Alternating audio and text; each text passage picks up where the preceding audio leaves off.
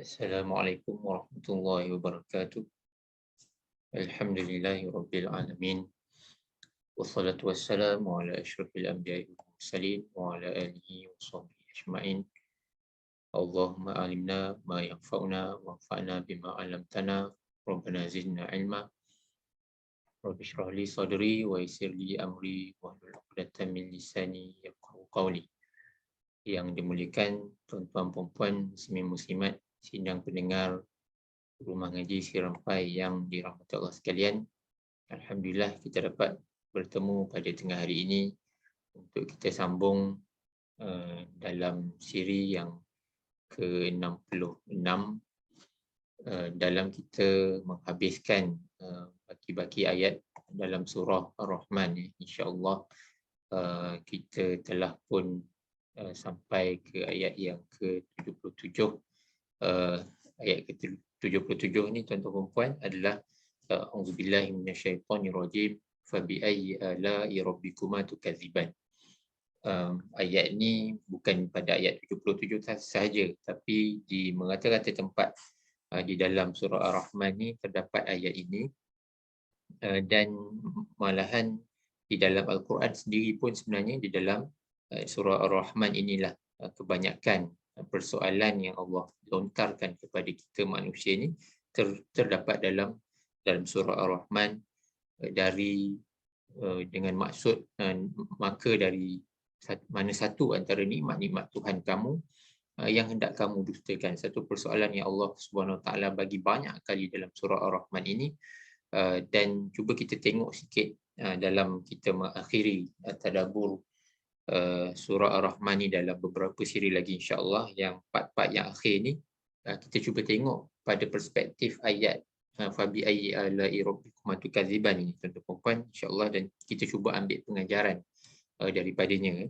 Baik, Dr. Wabah Zuhairi dalam kitab Tafsir Al-Munir, Dr. Wabah memberikan komentar berkenaan tentang ayat ini. Qarrarallahu ta'ala fi hadhihi surah qawluhu fabi ayyi ala'i rabbikuma tukadziban ihda wa thalathina marrah.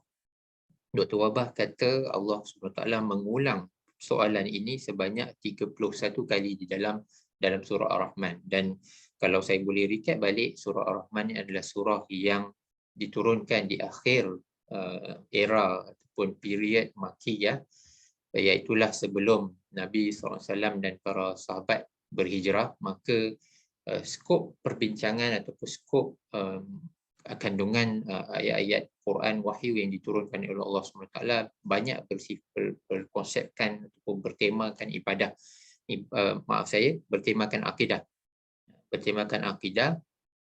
dan dia membawa manusia berfikir. Jadi apabila kita membaca surah ni, maka kita mesti berfikir, dan akal fikirannya adalah sesuatu yang sangat penting bagi kita manusia. Itulah yang membezakan kita dengan kehidupan yang lain, membezakan kita dengan binatang, tumbuhan, dan membezakan kita dengan makhluk-makhluk Allah yang lain. Kemungkinan ada persamaan dengan golongan jin, sebab Allah SWT mengkhitabkan atau Allah tuju kepada manusia dan jin dalam surah ini. Kalau kita belajar bahasa Arab, tukadziban itu adalah kata kerja yang ditujukan kepada dua pendengar ataupun dua subjek, iaitulah manusia dan jin. Maka dengan akal yang Allah SWT kurniakan ini, maka kita kena berfikir. Tentang nikmat Allah yang Allah bagi. Dr. Wabah menyambung lagi di sini, samaniyata minha zakaraha ajaibi khalqihi. Ada 8 yang pertama, 8 yang pertama iaitulah daripada ayat 13 sehinggalah ayat ke-30. Ada 8 yang terkandung di sini, dan daripada ayat pertama sampai ayat 12 tu belum ada lagi ayat fabi ayyi ala'i rabbikum tukadziban, iaitulah setelah Allah SWT menghuraikan tentang kejadian manusia, khalaqal insan, dan sebelum itu Allah Taala meletakkan bahawa 'allamal Quran, Allah SWT mengajarkan Al-Quran sebagai panduan kepada kita untuk kita fahami dan kita amalkan dalam kehidupan kita. Dan Allah SWT jadikan manusia dan Allah SWT dengan matahari, bulan, dengan tumbuh-tumbuhan yang sujud kepada Allah SWT, langit, dan juga tentang mizan, tentang keseimbangan, balance yang telah pun saya huraikan dalam sesi yang awal-awal dulu, ya. Dan juga nikmat-nikmat yang lain, iaitulah makhluk-makhluk yang Allah jadikan, ataupun bumi ini sendiri yang Allah jadikan untuk kegunaan kita, dan juga dengan buah-buahan dan pokok-pokok dan sebagainya,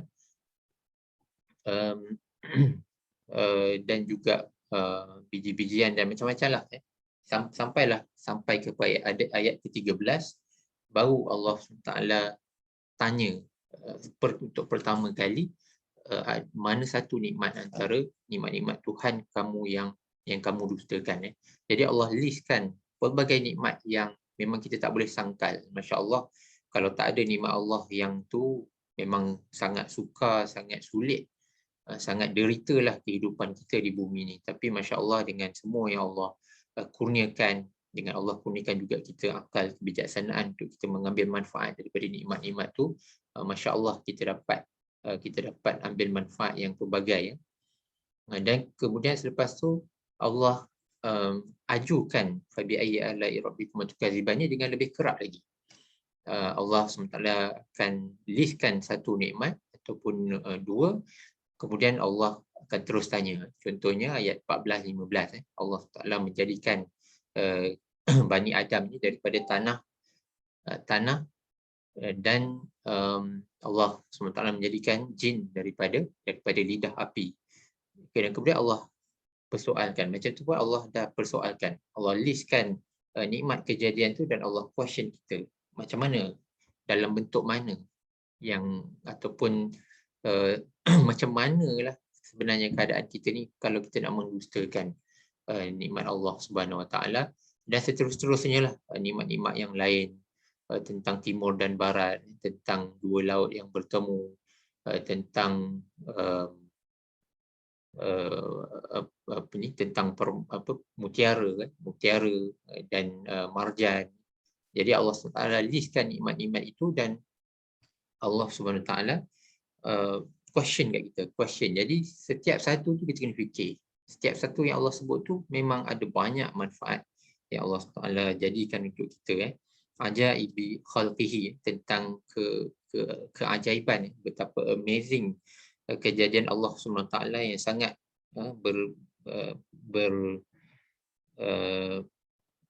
sangat berguna pada kita.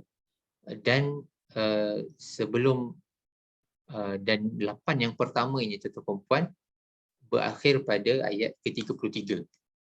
Dan sebelum tu adalah di mana Allah SWT question kita, sanafru'u lakum ayyuhas saqalan. Allah Taala mula-mula tadi daripada awal Allah Taala listkan nikmat yang pelbagai dan kejadian-kejadian alam yang pelbagai tadi tu. Pada ayat ke-31 Allah Subhanahu Wa Taala question, maaf saya okey, ayat ke-29, maaf saya. So 8 yang pertama berakhir pada ayat 30, dan ayat ke-29 Allah SWT menyatakan bahawa Allah SWT kulla yaumin huwa fi sya'n. Allah SWT address, handle semua perkara yang berlaku di dunia ini. Dan yang penting juga pada ayat ke-27 adalah wa yabqa wajhu rabbika dzul jalali wal ikram. Setelah Allah SWT listkan semua nikmat-nikmat yang Allah bagi atas muka bumi ini, termasuklah nikmat-nikmat yang ada atas langit dan sebagainya, Allah SWT kata semua ni akan habis. So wa zakaral mabda wal ma'ad, Allah SWT menceritakan tentang kejadian-kejadian ni, dan kemudian Allah SWT tutup pada ayat ke-27 bahawa ayat ke-25, maaf saya, ayat ke-26, 27, Allah SWT tutup bahawa kullu man 'alaiha fan, semua ni yang betapa besar manfaat yang kita telah ambil faedah, ambil peluang daripada nikmat-nikmat Allah ni, semuanya akan terhapus. Jadi kat situ saja pun sebenarnya dah membolehkan kita untuk berfikir.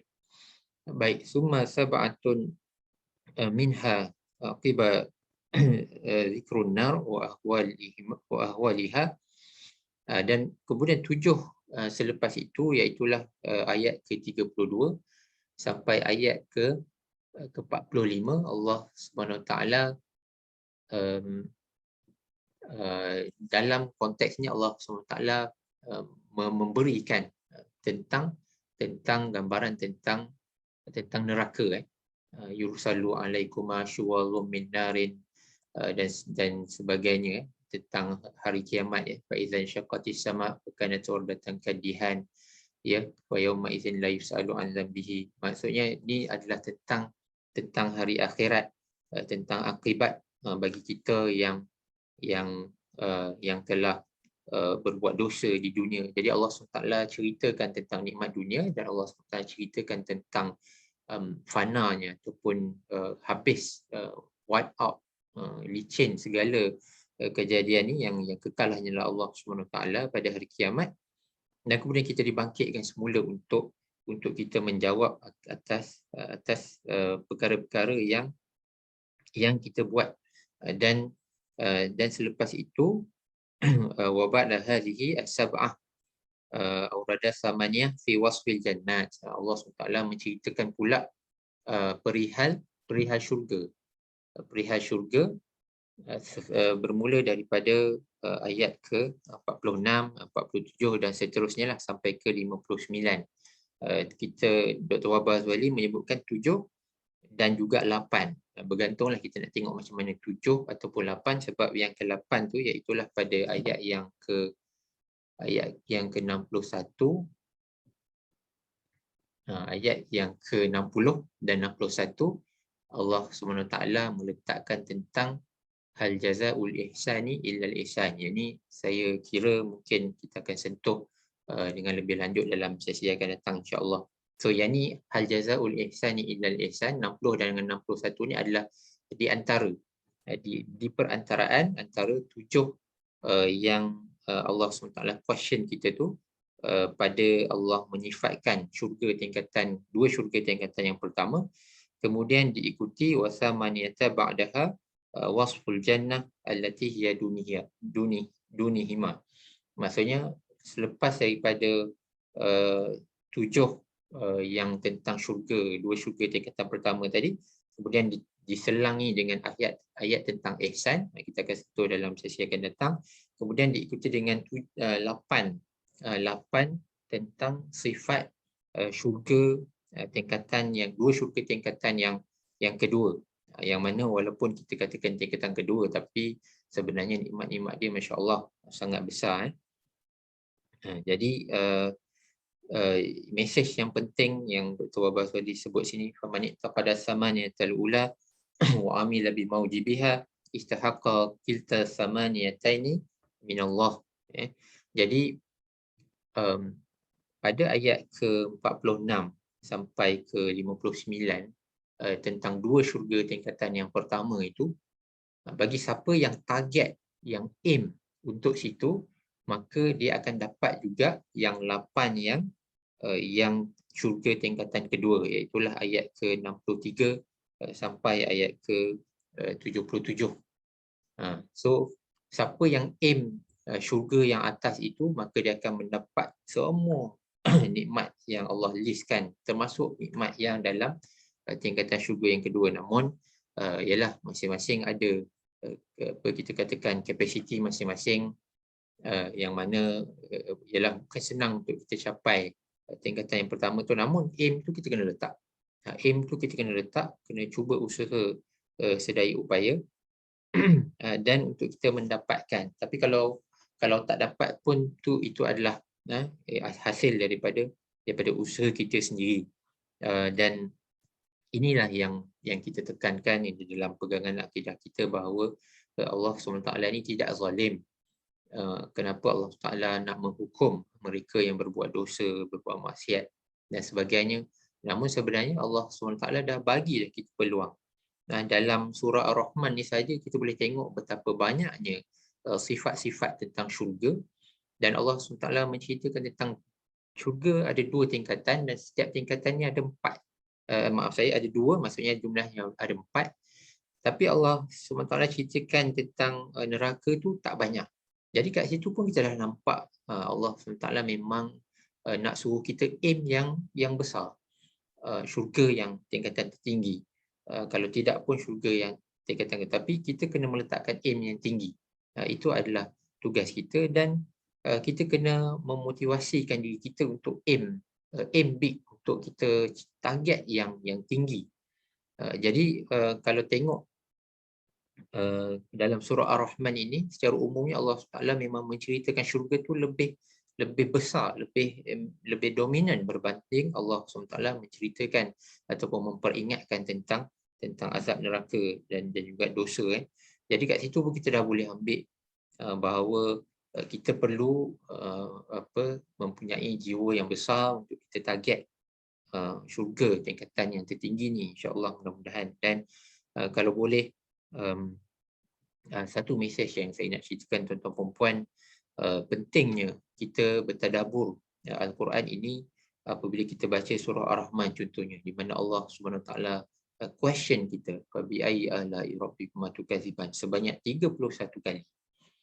Tapi kalaulah kita tak bertadabbur, tuan-tuan puan-puan, kita akan baca surah Ar-Rahman ni, kemungkinan kita ni khatam setiap bulan, ataupun khatam setiap kali Ramadan, ataupun mungkin masing-masing ada banyaklah dia punya frekuensi dia ataupun kekerapan dia boleh khatam. Tapi kalau kita tak tadabbur surah-surah Quran ni, kita akan terlepas Allah punya question sebanyak 31 kali ni. Sedangkan bila kita tadabbur surah Ar-Rahman ni pun, mungkin tadabbur surah Ar-Rahman ni mengambil masa yang lama, namun dia punya intipati tu, dia punya kualiti yang kita dapat dalam pada kita menjaga iman kita, menambahkan iman kita, memperbaiki amal ibadat kita tu, insya-Allah lebih lagi. Sebab tu tuan-tuan puan-puan yang sentiasa membaca Al-Quran, sentiasa khatam dengan kerap semua, alhamdulillah, usaha yang baik, teruskan. Saya tak kata jangan berhenti, saya tak kata kena tinggalkan amalan tu, tidak, tapi perlu ada juga satu aspek amalan di mana kita bertadabbur Al-Quran. Dan kalau boleh saya nak selitkan di sini bahawa elok kita bertadabbur dengan surah-surah, dan mungkin kita mulakan dengan surah-surah yang simple, tadabbur surah An-Nas contohnya.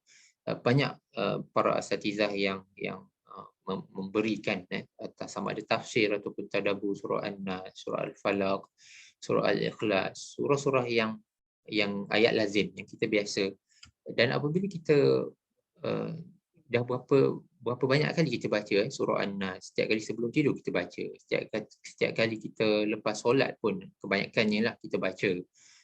Tapi makna dia tu ada tak yang boleh kita mengambil manfaat, kita mengambil apa yang boleh kita grab sebagai sesuatu yang boleh meneguhkan iman kita. Kita baca banyak kali dan kita mengharapkanlah dengan surah An-Nas itu melindungi kita daripada jin dan manusia dan sebagainya. Tapi dia bukan begitu saja. Kita perlu mengambil apa mindset yang perlu kita bina, apa pengajaran yang perlu kita ambil daripada bacaan-bacaan tu. So supaya bacaan kita tu menjadi satu bacaan yang kuantiti pun banyak, kualiti pun kita dapat. Dan apabila contohnya kita bersolat, contohnya surah Fatihah tu, antara cara untuk khusyuk dalam solat adalah kita mentadabbur maknanya. Tapi kita ni bukan orang Arab, jadi ada limitation sikit, tapi kita cubalah. Kita cuba ingatkan ayat-ayat, 1-2 ayat dulu ke, lepas tu kita tambah lagi, supaya dalam solat kita itu, khusyuk dalam solat ni, khusyuk dengan cara kita bertadabbur maknanya. Bila sebut Ar-Rahman Ar-Rahim, kita pun Ar-Rahman, kita terbayang nikmat Allah SWT yang sangat luas, sama ada kepada orang beriman ataupun orang yang tak beriman. Maliki Yaumiddin, kita teringat tentang hari kiamat.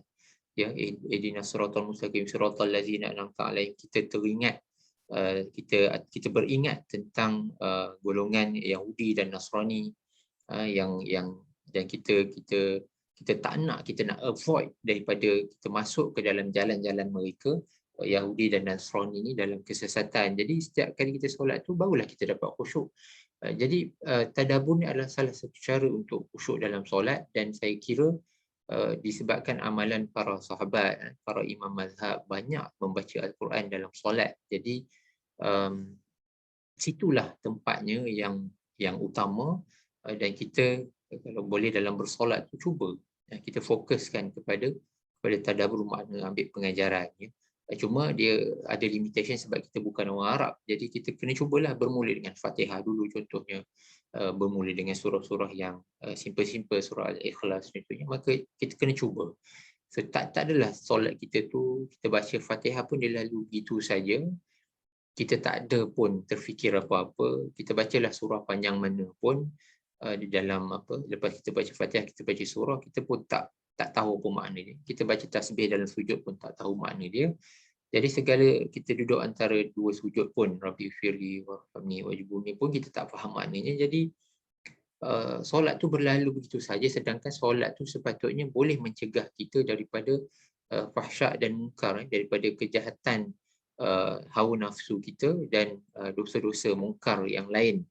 Jadi sebab tu berlakunya orang yang solat tapi masih lagi berbuat dosa, sebab solat tu kita tak dapat nak ambil intipati dia, dan salah satu cara yang penting untuk kita ambil intipati solat, khusyuk dalam solat adalah dengan bertadabbur Al-Quran. Sebab tu saya menggalakkan perempuan cuba kita baca Al-Quran banyak kali tu setiap hari buat muka solat tu, teruskan.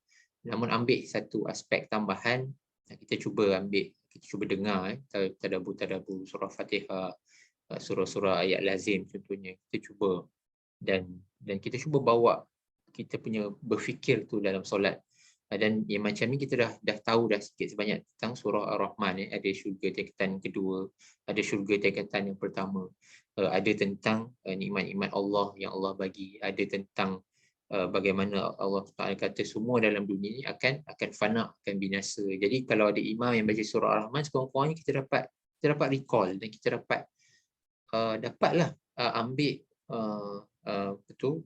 Bila setiap kali imam contohnya baca fabi'ayyi ala'i rabbikum tukadziban tu, kita tahu bahawa Allah SWT tengah question kita, dan kita akan khusyuk tu, kita akan berfikir macam mana kita nak menambah iman kita, menambah amal kita, nak buang dosa-dosa kita, disebabkan kita faham sedikit sebanyaklah makna ayat Quran tu. Tak suruh nak faham semua, sedikit sebanyak kita boleh tangkap apakah isi poin utama yang perlu kita ambil pengajaran daripada surah-surah tertentu yang dibacakan oleh para imam solat dan sebagainya.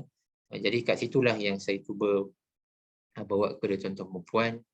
Kita menghabiskan banyak masa dengan bermacam-macam benda, terutamanya rakyat Malaysia yang banyak menghabiskan masa di social media, tapi tapi cuba kita lebihkan yang bermanfaat. Kita cuba ikuti sesi-sesi tadabbur, tafsir Al-Quran di media sosial, majlis ilmu. Tak apalah kalau macam tu kita habiskan banyak masa. Jadi at least kita spend banyak masa di media sosial tu pada benda-benda yang bermanfaat, dan apabila kita solat, kita boleh fikir tentang surah Al-Fatihah, surah Al-Ikhlas yang dibaca oleh imam ataupun yang kita baca sendiri. Jadi kita boleh sentiasa, jadi apabila kita sentiasa fikir tentang apa yang Allah SWT cakap atau komunikasi kepada kita ini, maka kita sentiasa beringat dan berwaspada tindak tanduk kita fikir benda-benda yang berdosa, yang maksiat, kita akan lebih kuat untuk kita tinggalkan. Kalau tak, kita akan tak nampak connection solat kita, Al-Quran kita dengan kita punya action, perilaku kita sehari-hari, apa yang kita buat, apa yang kita tulis di social media dan sebagainya. Jadi saya rasa setakat itu dulu, mudah-mudahan bermanfaat untuk semua. InsyaAllah kita akan sambung lagi lah dalam beberapa siri lagi yang part-part yang terakhir ni, sebelum kita berpindah kepada surah yang lain. Mohon maaf atas segala kekurangan. Subhanakallahumma bihamdika asyhadu an la ilaha illa anta astaghfiruka wa atubu ilaik. Assalamualaikum warahmatullahi wabarakatuh.